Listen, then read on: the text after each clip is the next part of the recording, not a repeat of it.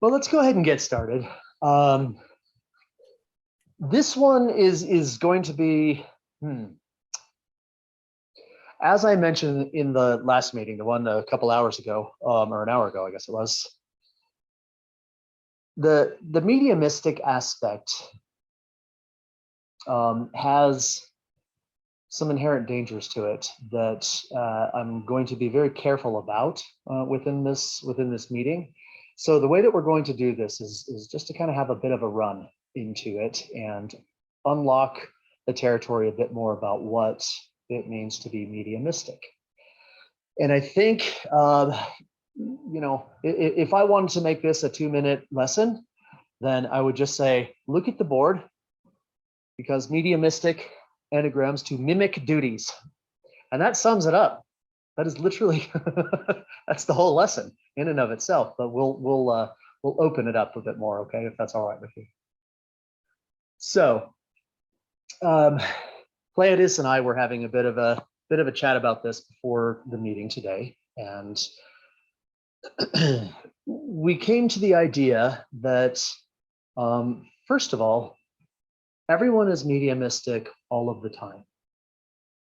There's not a point in time when you're not being mediumistic about something. But really what it boils down to is whether it is going on as an unconscious process, as a semi-conscious process, or as a conscious process.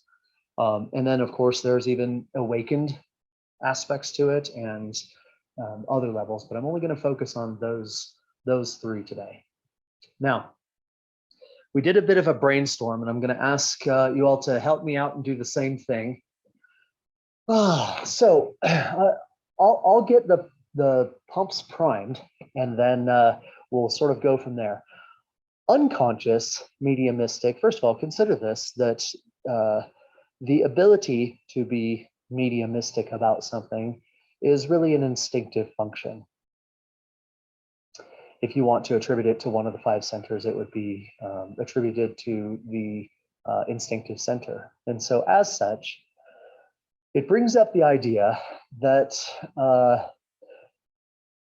kind of the lesson of man the machine, right? And if you haven't had it, I'll give sort of a brief intro to it, that humans basically are processing machines on one level, right? We, on a biological level, we eat food and we extract the nutrients from it, we digest it, we elevate it, it becomes certain energies within our complex, and then the waste is eliminated. Okay, we do the same thing with air. We talked about this before. The breathing content, what we breathe in. If you're in a rarefied atmosphere, you can extract nutrients from what you breathe and eliminate that which is not useful for you.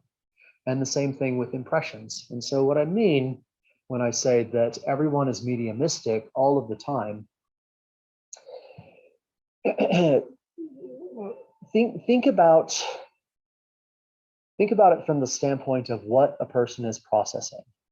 And so the first word that I came up with in the unconscious aspect is to do with proneness. I'm going to switch cameras here so you can see this better. Right, what one is prone to. We know that we have expressions like, he's prone to anger, or he's prone to depression, or those sorts of things. And really, it's unconscious because it's not necessarily when a person is being mediumistic about something like that, they're not really in control of it. And generally, they're not even actually aware of it. You might think in retrospect that a person is aware of it when they are processing the force of depression, right, from this kind of bank of force called depression in the astral light that lives there. But at the time, generally, it's an unconscious process. They're not actually aware, awake, and alert, and keyed into the fact that it's going on. It's just sort of going through them. And it's the same thing with all manner of things that one would find themselves prone to. Right? Some people are prone to, like myself, I'm prone to whistling. Might sound funny, but It's an unconscious mediumistic process from the standpoint that when I'm whistling a tune or humming a tune or something like that, it's just what's going through me at the time. And, I sort of hear it in my mind, but it's not something that I sit down and think, okay, I'm going to whistle, this song or whatever. It's just kind of in me and going through me at the time. So pronenesses, that's one thing to do with the unconscious mediumistic process. Can you think of something else that might be to do with an unconscious aspect of mediumistic? Let me ask you this. Are you mediumistic about yourself, about your needs? Would you say that when you feel hungry, for food, that you are mediumistic about what to eat? What would you say, Sachin, given that you're eating right now? You can talk with your mouth full. I give you permission. Yeah, this is actually interesting because I'm kind of getting the gist of what you're saying already. Because for a very long time, I was just eating because people told me to eat, and then not people told me, because the culture said you should eat 3 square meals, or you should eat breakfast, and you should eat lunch, you should eat dinner. Right. Over the last month or so, as I've kind of started to get control of myself, I was like, I don't really need to eat more than a meal a day. Yeah. Maybe I can like not even eat a day, and it's a conscious kind of. I think I'm digressing, but I think that's semi-conscious, actually, what you're describing. Yeah, I mean, I'm consciously saying I don't really like. I'm conscious that up until this time I was eating, but it wasn't necessarily for need. I was being medianistic, but now I'm consciously saying, do I really need it? Like, I'm consciously being medianistic about eating. Right. I'm saying I don't really need to eat this much. Yeah. The natural output that I'm losing weight, but that's a different point.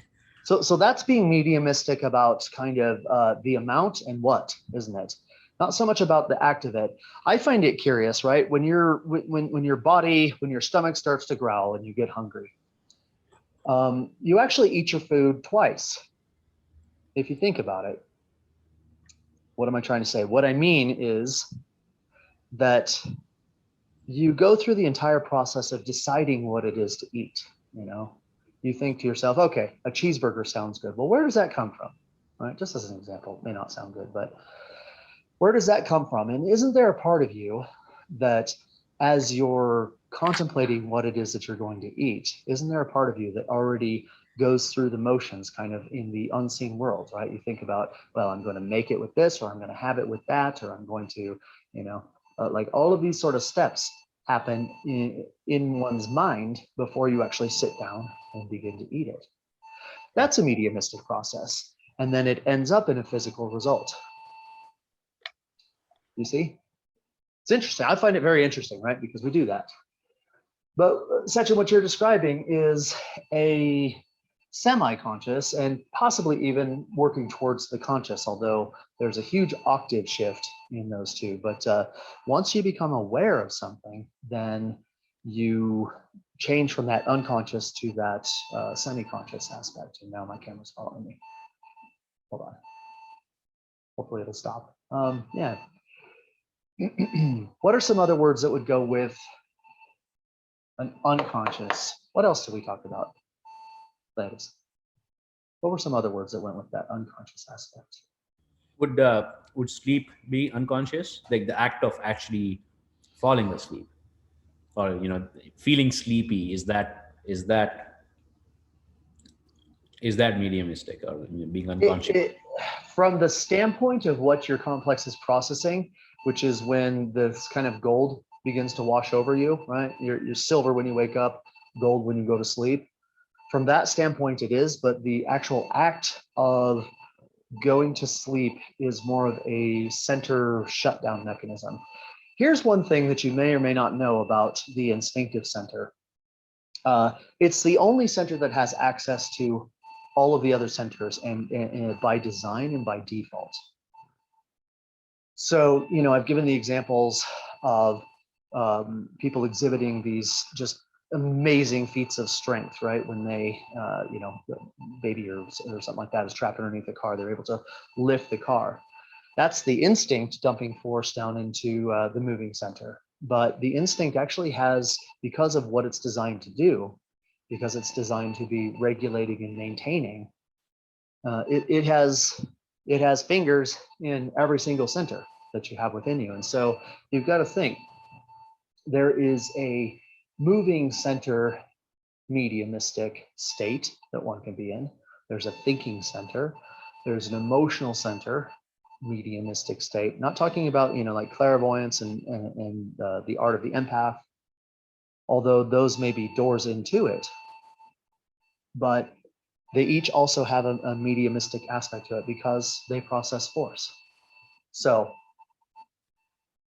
we'll come back to the unconscious one because I think we can dig up a lot more words that go with this. Some words that go with the semi-conscious is, where did that come from?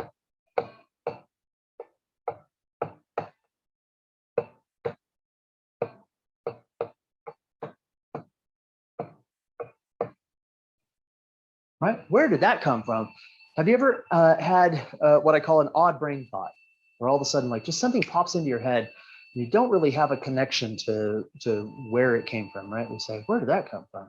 Yeah. Sometimes we say that in other people too, right? Someone blurts out something, you're like, where in the world did that come from? Yeah, it can be either a positive or negative sort of thing. That would be an indicator that someone is in a mediumistic process, and connecting to something, probably emotionally, actually, maybe sometimes mentally, in this bank of force in the astral light.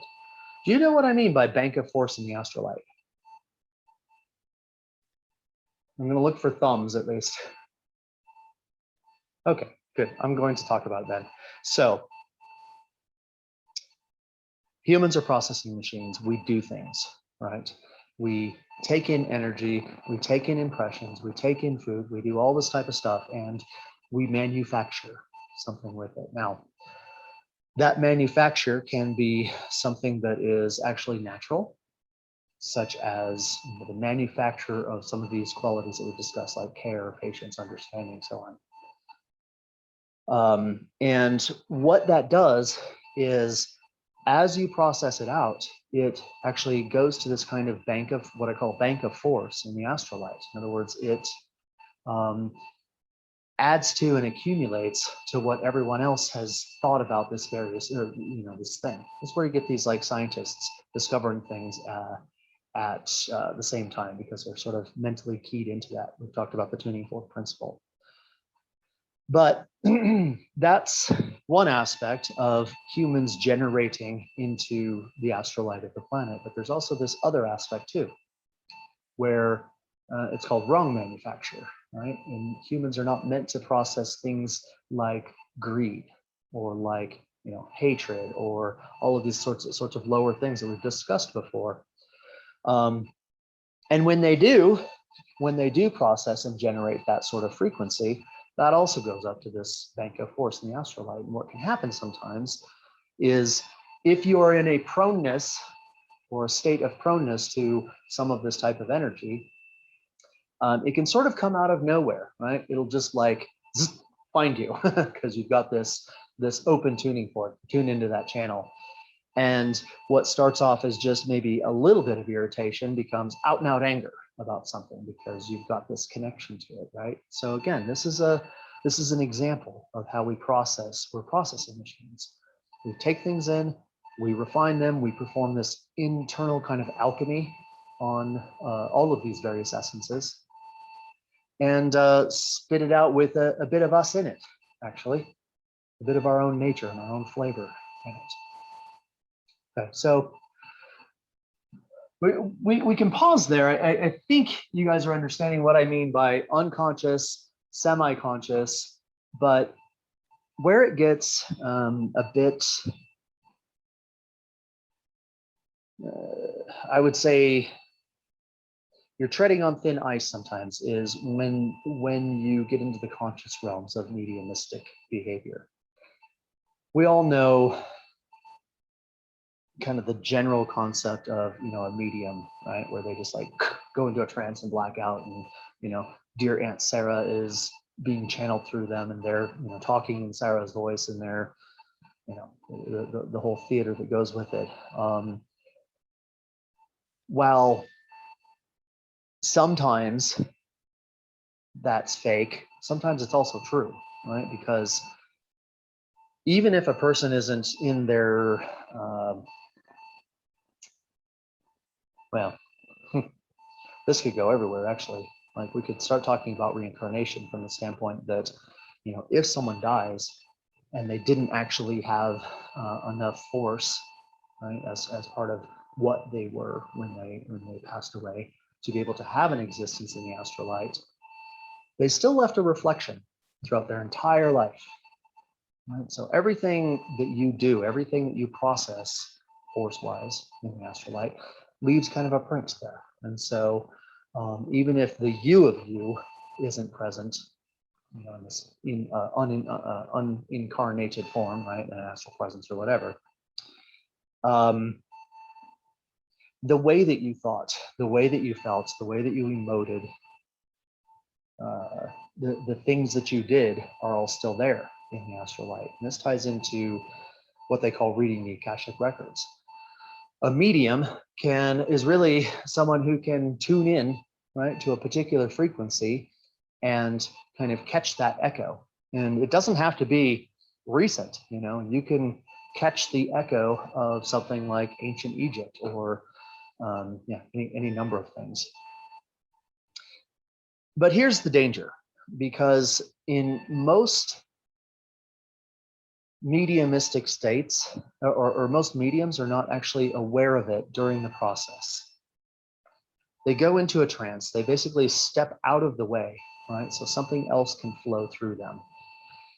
And the danger in that is really, you got to be careful what you say yes to in the astral light. That's why we do not, in this house, and I certainly discourage it for every other house, we don't deal in things like Ouija boards, because the word Ouija literally means yes, yes. You know, there's no standard there. You don't have a choice of what you're saying yes to. Yeah.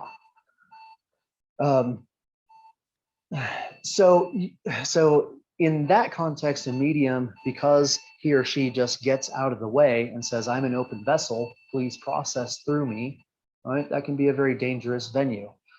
The only real safe way to be able to do that is if you have already developed to the level in yourself where you have another embodiment.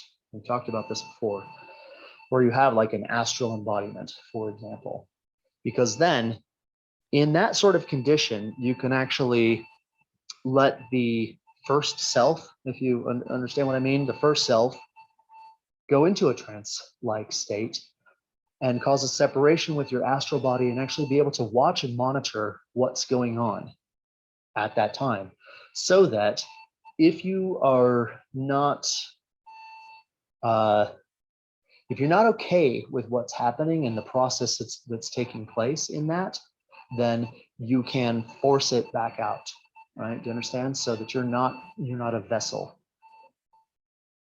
How would I draw a medium? I would draw a medium like a tube, yeah, where you got something coming in and something coming out, and this tube is the medium.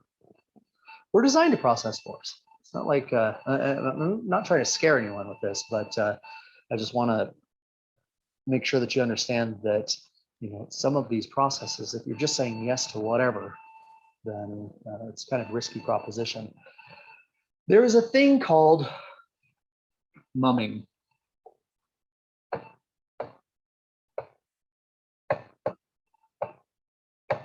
Mumming, M-U-M-M-I-N-G. And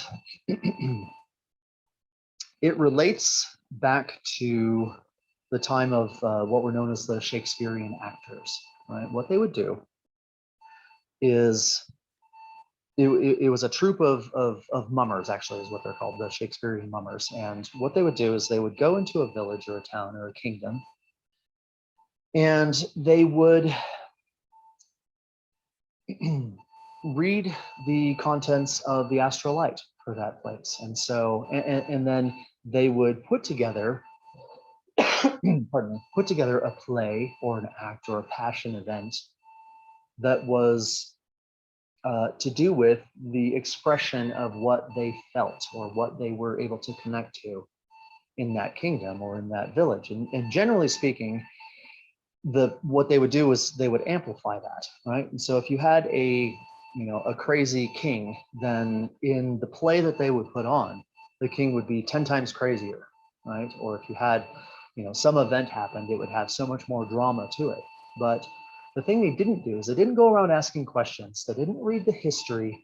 They didn't ask the bards to tell them stories. Actually, a bard is another great example of a medium.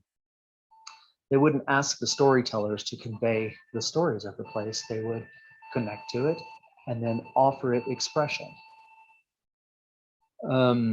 Serena, I'm going to look here, even though I know that you're seeing me over there, but I need to see you for this one. Have you had any training or education or anything like that on mumming? Let's switch back. No, I haven't. Okay. Had you heard the term before? I've heard the term, yes. Okay, right. So when I was, here we go with the stupid Pierce stories, right? I need to make a book of them. They're great. But when I was younger and had come into contact with the idea of mumming, I decided to try to either prove or disprove it for myself. And I really did the most ridiculous thing. I had been watching a movie with John Travolta in it just prior to kind of like contemplating how do I go about actually proving this, if this is true or not. And so, so what I decided to do, because John Travolta is a very well-known figure in the world, that I could kind of conduct a blind experiment. And so I decided to go through the process of trying to mum John Travolta. And then I walked out of my house. I lived in a fairly busy part of town. Walked out of my house and walking down the sidewalk, and these two young ladies are walking towards me, and I was still in that. Now, understand this: I wasn't trying to walk, talk, act. I certainly wasn't dancing like John Travolta. I just donned the electrical or electromagnetic presence of that actor for the time being. And I walked past these two ladies, right? And they got about 10 feet past me. And I don't know which turned to which, but I heard behind me, one of them say, "Ooh, John Travolta." And for me, that's like, okay, yes, this absolutely works. Now, this is not a recommendation to go out and mum John Travolta. It's more of an example that sometimes you need to be able to validate something outside of your own like little, internal circle. It's really sometimes of little use if I'm, to say, "Oh, Serena, great job mumming ancient Egypt. You really did a fantastic job there, right?" Because we're in cahoots, right? So anyway, that was the experiment that young Pierce did. But the point is that this actually does work, and there is a process and there is a technique involved in doing so. And it really has to do with getting on the frequency of something. And I brought up Egypt for a reason, because this is where some of the danger lies. We talked about these banks of force that are in the astrolite. And, of course, things like greed, for example, is a powered force in the astrolite. People can connect to that. And literally when they're feeling, going through that type of thing, like they're gonna, screw it to the other guy in business or whatever the case might be, they're mumming it but they're unconsciously mumming it because they just connected to that. But when you deal with something like Egypt is an extremely, extremely powerful bank of force. And what caused Egypt to actually show up on the planet at the time is it takes a lot of internal constitution to do something like that safely. And in kind of the early days of what we did. We used to have these Egypt nights, right? And I'm not opposed to it, but Egypt night would be where folks like you show up, and someone like me stands up and shows you how to do various postures, and things like that from Egypt. And the intention there is that by assuming the posture of something, that it's going to then begin to process through you. Yeah. And people have had really extraordinary effects for doing this sort of thing. But I don't actually recommend doing this at this stage anymore because, well, first of all, we know Egypt was extremely gold in its nature and in its character, like 3/3 gold, really, really heavy.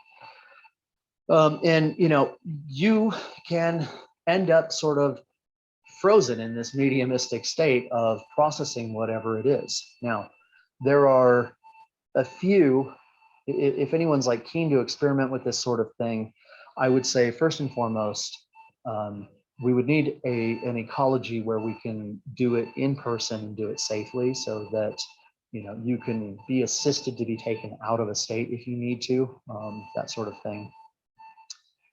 And also having enough wherewithal to know what things are okay to connect to with regards to Egypt and what things are risky. Yeah. So this is Torsten, you just joined in, and I'm kind of doing a very big spiraling wind into the idea of being mediumistic. Okay. And I actually skipped over sensitive because this does tie in very much to some of the other things that we're talking about, like religion. I know I've had great conversations with you and Mark as well. Actually, one of the reasons why I jumped into this is because there are certain things about like religion, for example, that you cannot know unless you are able to be mediumistic about it. And it's really just about reading the contents of the astral light. It's about being able to connect to something like, not Judaism as it sits today, for example, but Judaism at its very origins. And this is, right. I mean, this is where you get these knowings, And you can come up with some very incredible things. I have mentioned in passing before this concept of the Watchers or the Shining Ones or things like that. Some of you have heard me talk a bit about them. It's a very personal thing to me because that is something that I am since October, actually. Something extraordinary began to happen with me, and I became very mediumistic to that level or those types of beings. And what they have to impart, it's not scary whatsoever. It's actually quite just profound, really. But what they have to impart is absolutely tremendous. So what I'm saying is that there is a place for it, but it's certainly not a toy, if you catch what I mean. Yeah, it's not something to really play around with too much. Kind of have to go in with a bit of wisdom. Wouldn't you agree? Yes. Yeah, absolutely. Right. So just to kind of catch you up, I'm going to switch it back to this camera.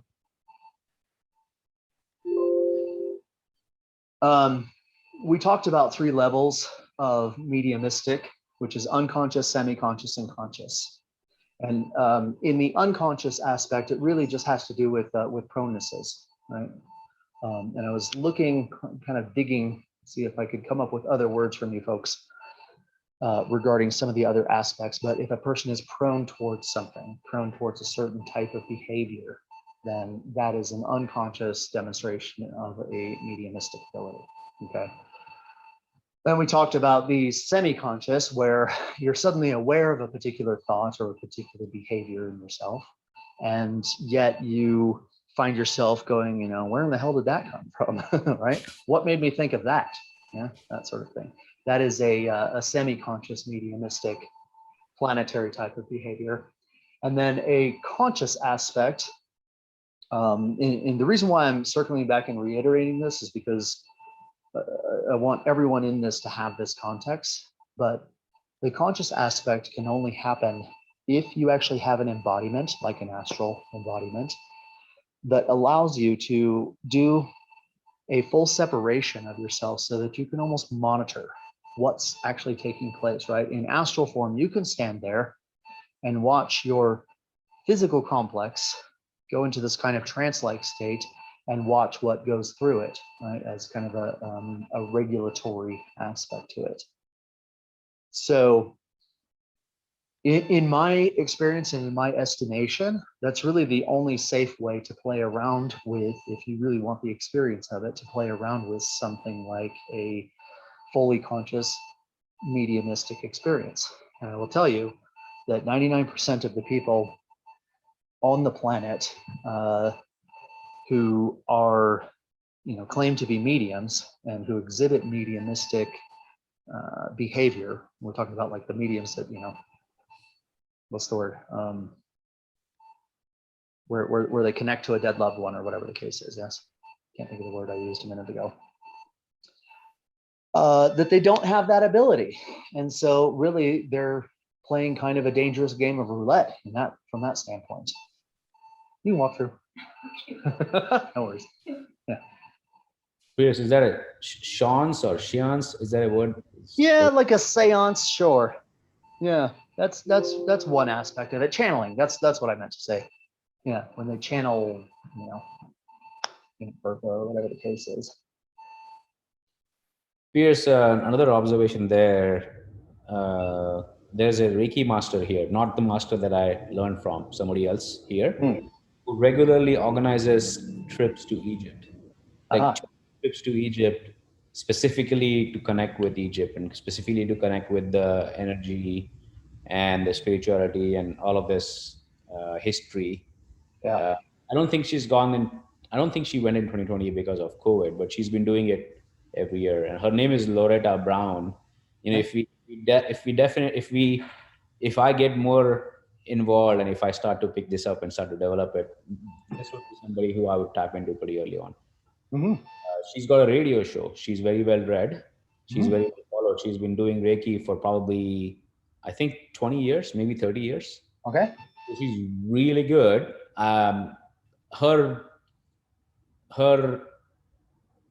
She's very far along, right? She's been doing it kind of like how you've been doing it for 40 years. She's been doing it for 30 years. Yeah. So I don't know if that makes her so set in her ways that she's open to new stuff or not. But either way, it's worth talking with her. So I will talk with her, see what. Yeah, sure. And yeah, if you feel it appropriate to connect us, that would be fantastic. I'll kind of chat with you offline about what stuff, if you want to share something with her or whatever. Yeah, I just sent her a request on LinkedIn, and we already are. So once she accepts, I will just send a quick intro email. Great. Okay. Perfect.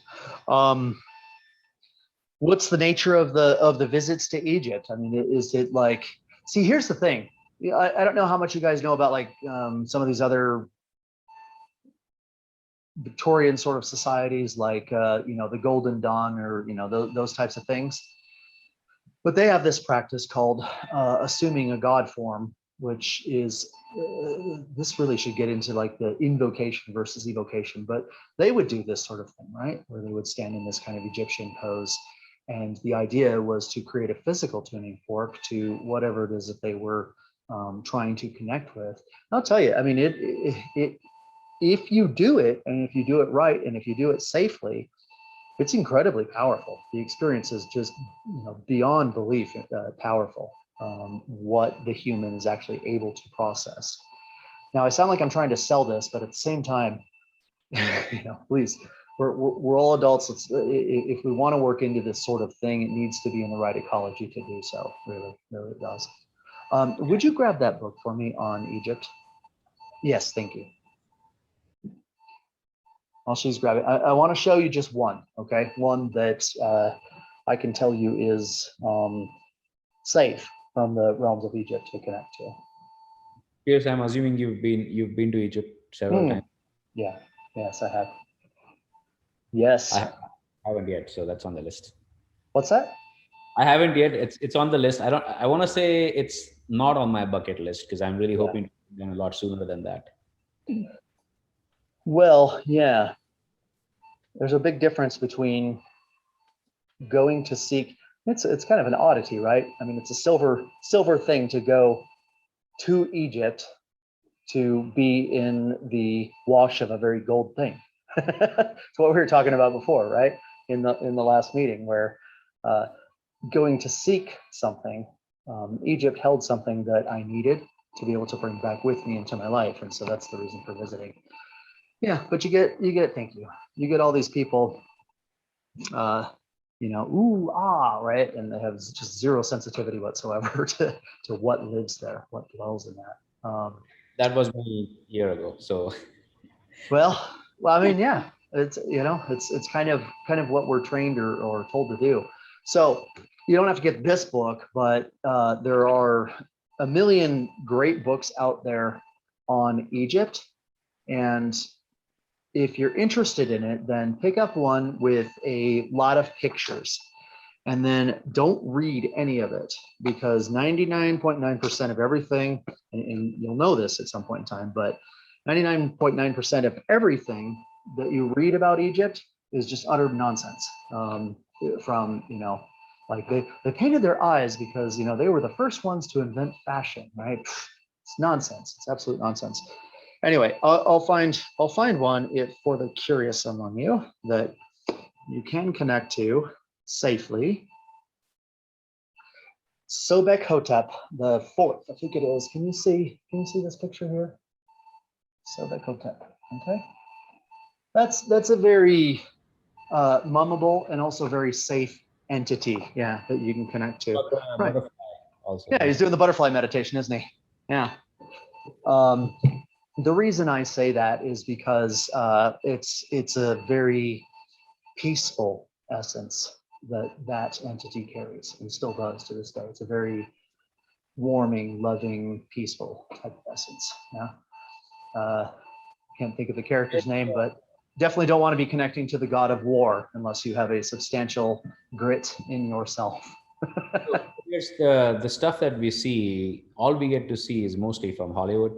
And I'm assuming that's all, first off, that's probably got maybe 0.1% of reality in it. And it's all mostly violent bullshit crap. And I'm assuming we should just completely ignore that and just say, hey, this is entertainment only, has no esoteric value whatsoever.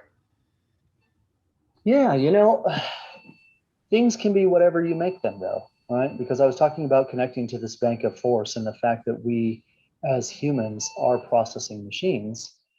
And I can watch, the biggest piece of junk movie ever made, right?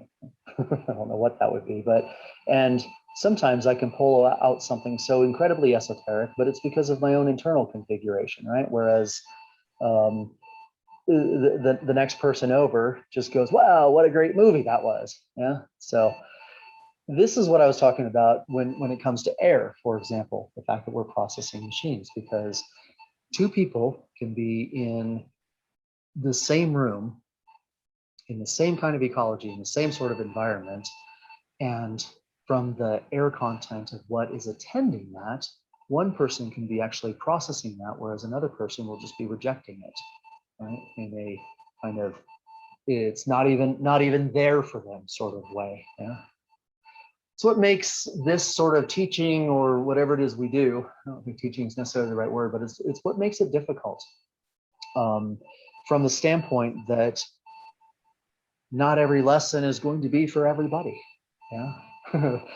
when I used to, it was easier teaching in groups, right? When it was like physical and people got together and all this sort of stuff. I used to have 40 or 50 people show up at a time.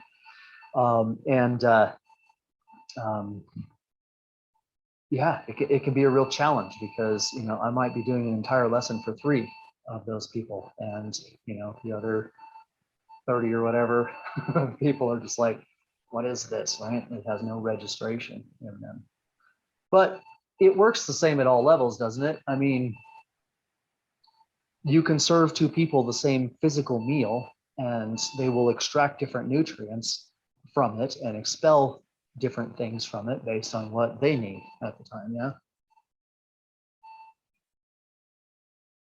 Yeah, I mean, the spiritual context to that, the food, there's a lot that will be palatable to everybody. Hmm. Basic carbs, almost everybody can eat bread, and almost everybody can probably eat rice, and almost everybody can eat some basic vegetables. But that's not what we are about. This is not ordinary. What we are talking about, the topics you're talking about, these are not ordinary. These need a, because of our culture, because of the last 2000, 3000 years, where all of this has been just, I don't know what the right word for it. It's just not ordinary anymore. It should be ordinary. We wish it would be ordinary, but it's just not. And so, I'm going to share a different perspective with you. okay. Okay. I'll preface it by saying this. If I wanted to become, a multimillionaire, right, doing some sort of work like this, all I would have to do would be to advertise that I'm giving lessons on the law of attraction, right? Giving advanced lessons on the law of attraction, because like moths to a flame, everyone in that community just like loves to flock to that sort of thing, don't they? Right? But here's the perspective I want to share. Absolutely everything in the universe is quantifiable. We've talked about the ray of creation and the scale of hydrogens and all this type of stuff in other lessons. But consider for a moment that in that context, for example, hydrogen 48, right, the lowest fuel that the mind runs on, that's an actual substance. Just because we can't put it under a microscope and see it, right, it actually is a substance in this context. And everything is, including esoteric knowledge. There's actually a limited quantity of esoteric knowledge in the universe. And the reason why a group like this can never be in the millions of people, millions of followers, is because I'll share a little analogy with you that'll help you understand this. Okay, let us say, and this will also prove to you that we live in a finite universe, not an infinite universe. Let us say that there's this giant pit, right? And everybody's in it. They're basically in jail. Okay, they're all trapped. I mean, an infinite amount of people, not just a quantifiable amount, but an infinite amount of people are in this jail, in this prison. And it just so happens, I'll be the guard in this example, that I can be bribed. As the guard to this prison, it just so happens I can be bribed. And if someone pays me 5 gold coins or $5 or whatever the case is, then I'll whisk them out of there. Okay. Now that seems like a pretty good plan, right? Especially if you have on the other side of the prison someone with an infinite amount of gold coins behind them, and they just keep tossing them in one after another, after another, after another, right? You would think that eventually everyone would escape, but the truth is no one would ever emerge, no matter how much went in there from that infinite supply of gold being divided to an infinite amount of people. No one would ever come up with 5 gold coins to be able to get out. You understand? Because infinity divided by infinity is 0. You see? Doesn't matter. Doesn't matter. 2 times infinite. It doesn't matter, right? They'll never escape because it dilutes. Yeah. So now, What are you saying? The weight of the pit, huh? the weight and the size of the pit is so big. It's infinite. Infinite. It's so big that no matter how much knowledge you throw in, no matter how many classes you throw in, the weight of the pit it will be impossible for a reasonable number of people to break out of. It would be impossible mathematically for anyone to ever break out of it. Anybody, yes. Yeah. So this is a kind of a lead-in, right, into the proof that we do not live in an infinite universe. We live in a finite universe. If we lived in an infinite universe, with infinite everything, then everything would be static, everything would be dead, nothing would be able to move or change. In this example of now, let's say that we have the same pit, but it's not infinite. And I have, me as the banker here, right? And the guard over there. Let's say that I only have 5 coins. Well, at least now, if that's a finite pit, if I drop them in, and considering that maybe, just maybe, they will cooperate, or there's 100 people in there, right? And there's only 5 coins gets thrown in. Maybe they'll cooperate and come to the decision like, look, it serves us no good to have all 100 of us in here. We have 5 coins. If we give 5 coins to one person, then they can at least get out, right? I mean, that makes sense, doesn't it? That's what, I mean, I know I'm giving humans a lot of leeway into thinking that they'll actually behave like, civilized people. Yeah. They'll fight among 99 will die, and maybe actually 100 will die because they'll just fight. Yeah, right, whatever. But you understand. Yeah, there's a huge fight. One person gets out with 5 coins, whatever. But the analogy, or the line I'm going down with this, is that things like esoteric knowledge works exactly the same in the universe. If everybody was esoteric, if everyone had access to all of it, then no one would, it wouldn't be powerful enough to do anyone any good. But if a small group of people have access to a big bank of this stuff, which is always happening on the planet, right? We're not the only way, I'll tell you that right now. I would never claim that. But these small groups that do have this access to, this esoteric knowledge, they can do something with it because it becomes powerful. I mean, imagine Egypt showing up here. I'm not talking about Egypt like the land of Egypt, but I'm talking about what caused Egypt to manifest on this planet in the first place. Or what about like the essence of Taoism itself? What if that showed up, right? In this very room, all of it. It's possible.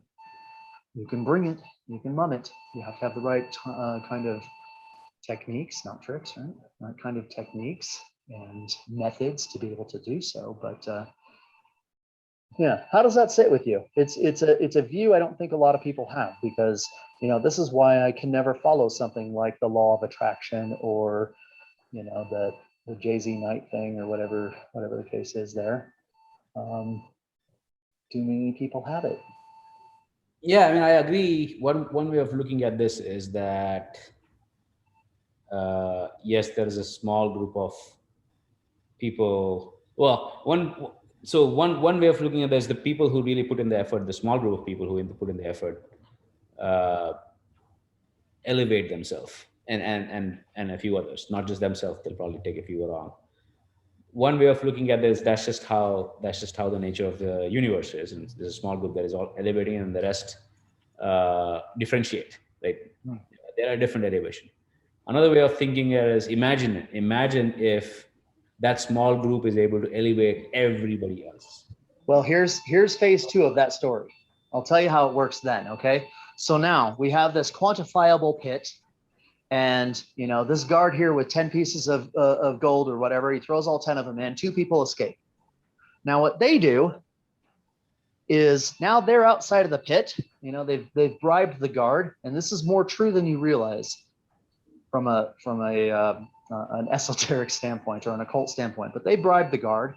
They escape this pit, and then they travel back to some place where there's tons and tons and tons of gold, right? And then they go and they just load their pockets up with gold. Useless there, no meaning whatsoever there, right?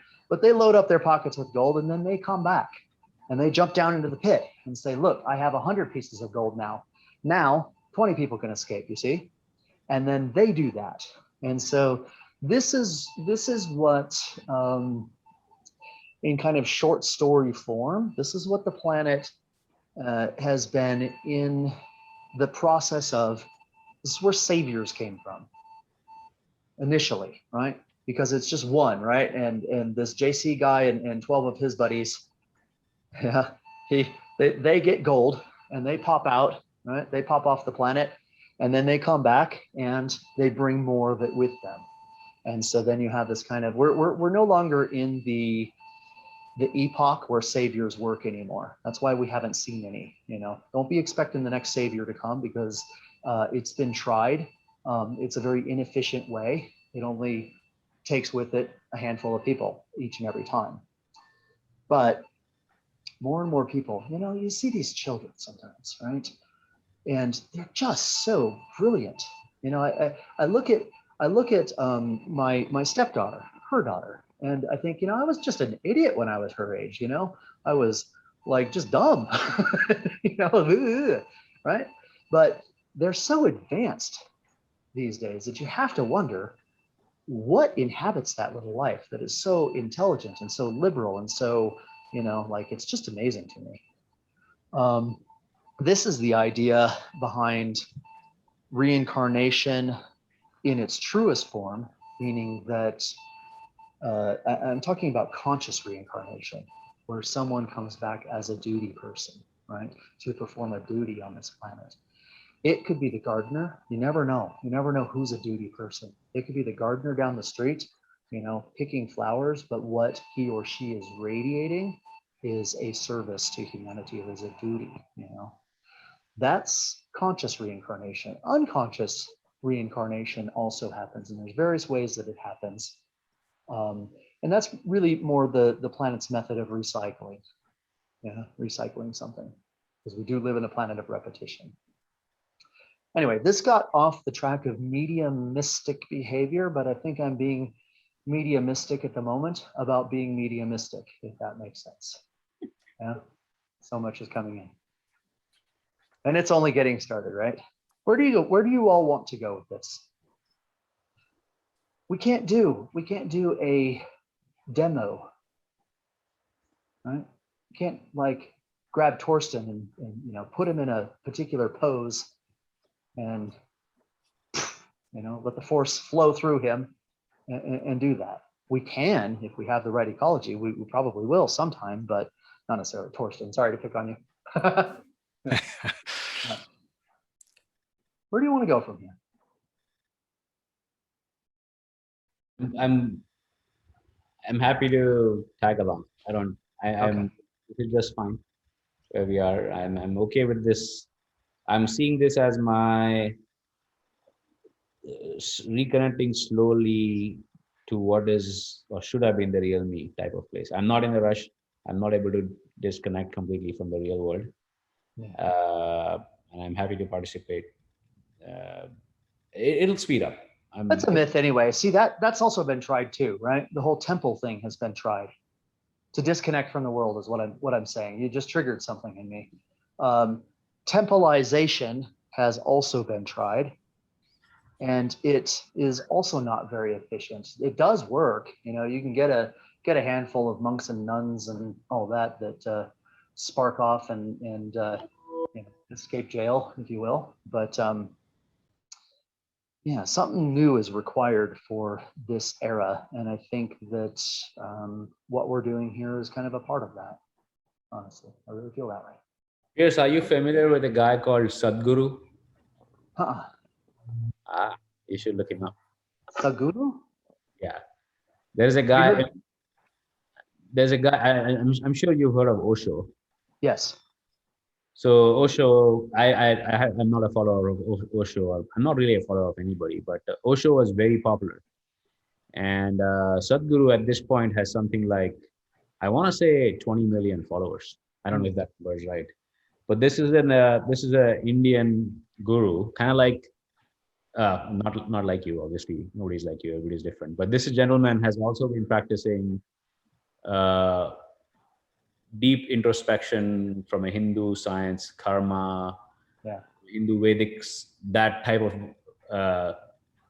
of learning for probably longer than you have, probably more like 60 years. I think he's in his, maybe not 60. I think he's in his, I want to say he's in his late 50s, maybe early 60s.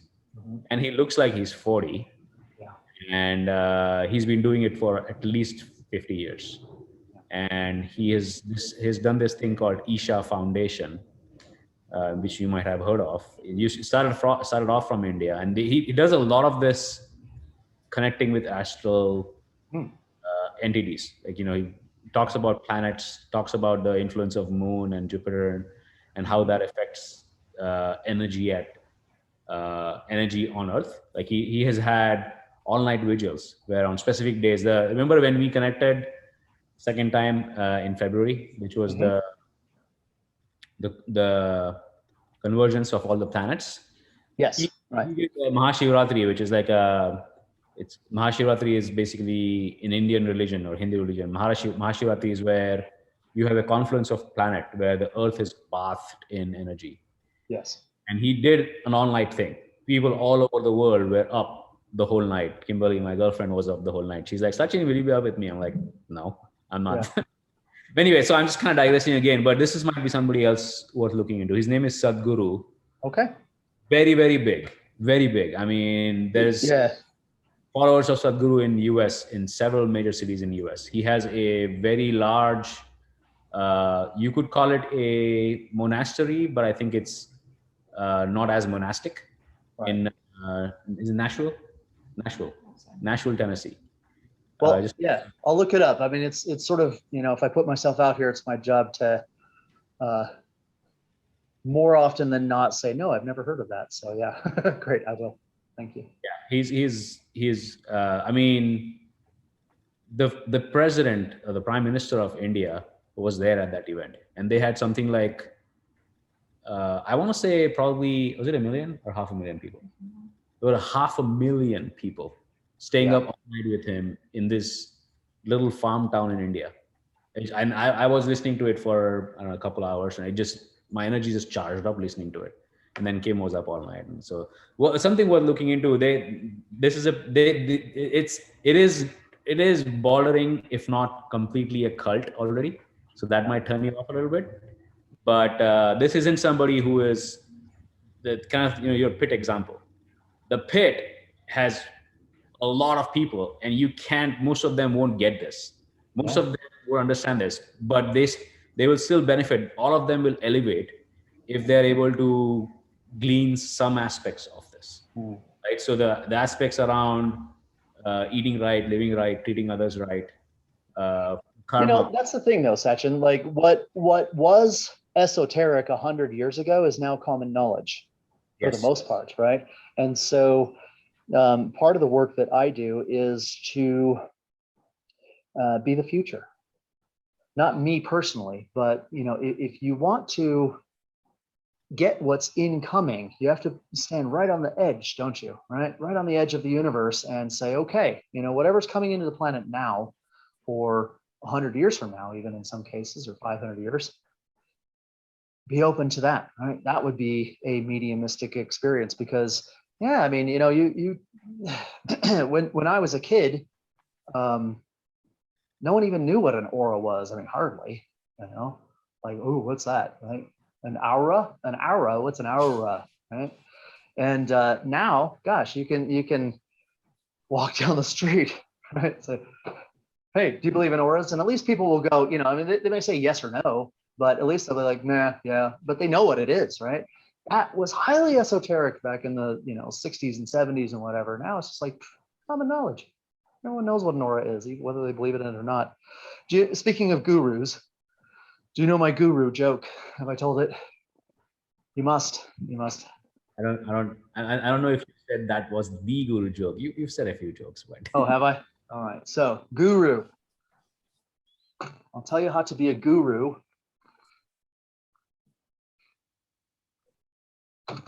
How do you spell guru? Someone say it. How do you spell guru? G-U-R-U. U-R. Right. That's exactly how you be one. You just go around telling people, G, you are you. Not a good joke, but G, you are you. Right? That's how you be a guru. That's a good one. Oh, well. I don't think it's gonna be funny. Most people just won't get it. Like, what do you You are you. We for us it's a I had to joke. share it. I had to share it anyway. Okay. Right. Hmm. Well, my inclination is actually to kind of wrap it up, but I wanted to just sort of, I don't know, circle the territory really with what it means to be mediumistic, and maybe share a couple of different views from the standpoint of, well, number one, everyone is mediumistic all the time. In fact, you're even mediumistic when you're sleeping, because your complex is doing things with that energy, right? We talked about the Cath star coming into the forehead and all that. You are processing energy all the time. If you weren't mediumistic all of the time, you would drop dead, because it's a function of being a processing machine, right? For different forces, different fuels in the universe. So that's one view. The second has to do with choice, doesn't it? Because just like we won't cram any old thing into our mouth, right? We have discretion. You open up the bread, and if it's green and hairy, you're not going to eat it, right? But you'd be surprised at the green and hairy things that people eat from an electrical standpoint, don't they? Right? They'll just cram it in, right? Because it looks like bread, and kind of, and it smells like bread, kind of, and whatnot. But certain things are toxic. So there's that aspect of being selective, having selection. And what does that come from? Well, really, I think that's a function of having worked out for oneself what one's standards are. And a standard is not what one strives for, that's a goal, right? That's the apex. A standard is that point that you won't drop below, no matter what. No matter if you're sick, no matter if you're drunk, no matter if whatever, right?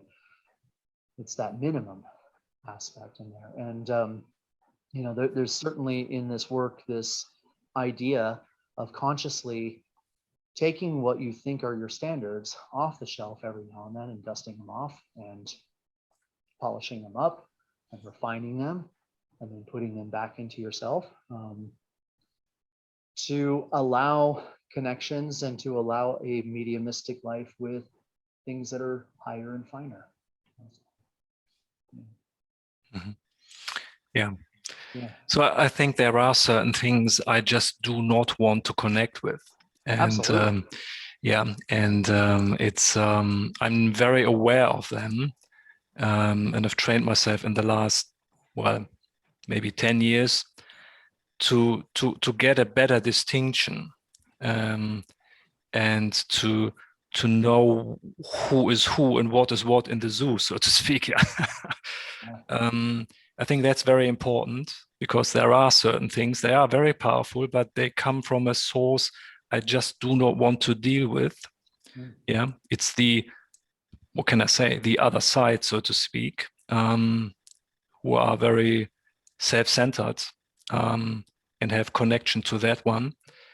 And I'm definitely into the thing of which is more in giving service or service to others and this kind of thing. Absolutely. And these come from very, very different sources, and they come from very high sources. And it's good to be connected to them. So, but it's very good to get a sense and a flavor. And I had a couple of very few people just, but they have gone really deep into this, and they could show me who is who and what is what. And that's very important, I think. And then you basically know with what you want to do. So specifically with the mediumistic thing, I try to not push it away, but to not go too much into this, like because I know it can be dangerous. Yeah. And you mentioned the mumming, which is the conscious part. So I really hold back a bit and go further down the road, if you speak, so to speak. And if it appears, but then like I would wish it to have more the conscious way, and then I really do know with what I'm dealing. So That's a Yeah, bit I mean, of there's so many really good ways. Thank you for putting that in, actually, because it stimulated a couple things. But there's so many good ways to begin to have a mediumistic kind of life, and you can do this with other people. If you have this stance within yourself as far as what you will and won't have, what you will and won't connect to in yourself, you can do it fairly safely. And I'll give you a really easy way to begin if you want to work into mumming. Is next time you're walking somewhere and there are people around you, just pick one of them and start walking like them, right? Because everyone has a slightly different gait, a slightly different style, and see if you can train your complex to pick up the frequency of other things. It's not to become them, for God's sake, don't go out and be John Travolta, but look, it's not what you do, it's why you do it, right? My reason was to validate something in myself. If someone in the culture could even pick up on, what I was trying to mum, and they don't have the frame of reference. The other thing that I want to bring up before we close is something to do with the way that things work in the astral light. And it has to do with compression. Things that are high aren't very much, right? It's not like you go astral traveling and immediately you're going to be, every single time in the presence of the Pendragons or the Shining Ones or the Watchers or any of this type of stuff.